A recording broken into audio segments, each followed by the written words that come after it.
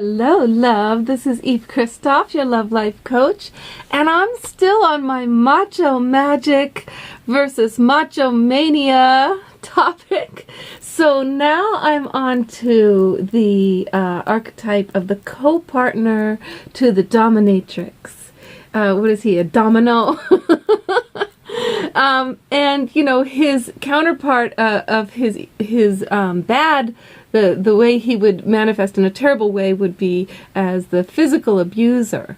So and the negative side of the physical abuser, of course, is he's got this victim, and that's what the woman becomes. And he's basically, you know, he's taking advantage of religion to psychologically psych her out and make her think she's a sinner, and that he's the one to be listened to, and that God is a man and everything is man, and so he's taking away her willpower, he's taking away her rights, and the more he psychs her out like that, he starts to use physical abuse, and she becomes terrorized. Of course, she becomes shaken and broken and more dysfunctional until she really can't care for herself or anybody else or him, and she's shaking a lot and probably having nervous breakdowns and maybe turning to drugs.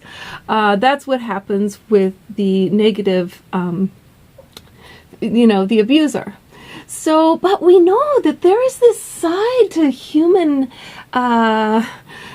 sexuality and animalistic sexuality and the polarity between men and women, where there's this desire sometimes to be dominated, either side, whether it's, a gay couple, or the woman wants to dominate the man, or the man the woman, or she wants him to dominate her.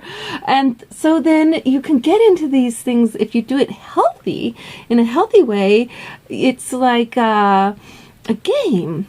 And if the game is completely consensual, then she can get into this thing of, yeah, do me like this, and these are the boundaries, and don't do that, and give me more of that, and just harder, whatever that is that the game is, right?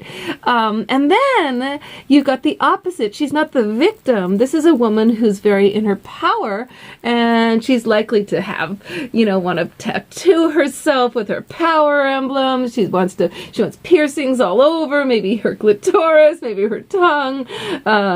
She's just like, she's more the archetype of like Durga and Kali and empowerment but tie me down, hold me down, give me your all, give me your intensity. This is a natural form of playful joy, as long as the boundaries are clear and the both partners know what they do and don't want, and there's an agreement to when it ends and how far it goes. Then you're in equality consciousness, and you're just playing with desire. There's this funny thing that among my Latino friends, that they talk about how Latino women just hate it if the guy is not jealous enough. Like if she's all sexed up, dressed incredible, and she's going out to dance, she wants him to say something like, hey, where are you going? When are you coming back? Hey, I want you back by this hour because I want some of that, and don't expect to be out all night. She wants that. Now, that is different, though, than a guy saying, what are you doing? You can't go out. How dare you dress that way? And then shutting down her sexuality and her passion and her joy and her freedom. That's called the abuser. But the guy who just shows a little dominating, controlling jealousy that it's not actual. He's not actually stopping her. He's not actually, trying to shut her down in any way. He's just showing that, I care. You better come back at this hour because I want to have time with you. And if you're going to be dressed like that, when do I get to join the party? And, so what happens when you get into the healthy co-dominatrix domino relationship? It's like there's this incredible it's not as much about polarity. There's more equality. It's more about equality of energy sharing is what I get from this archetype. And polyamory might be a natural outcome of like wanting to explore seeing each other with other people, watching each other with other people, threesomes. It's a sort of a whole very playful energy of power sharing, I think. Or it could be monogamy that's not at all about bringing in anybody else, but it's passionate monogamy. And it's passionate, I don't want to call it jealousy. You know what I mean. It's passionate, caring that the other person's coming back to you and bringing that home. Whatever they're going out in the world with to give and get, it's coming home triple fold. And that's the opposite of the abuser. That's the opposite of him, because you know what's going to happen. The other thing that'll happen with a woman who's with an abuser over time, if she doesn't break down completely and shatter, which a lot of women do, or escape for her life, she will become a fierce warrior, like a absolutely bitchy, mean, cruel, for good reasons. She finds her inner warrioress and she fights. She fights to the death. And hopefully not actual death, but until she kills the relationship, she gets out of there.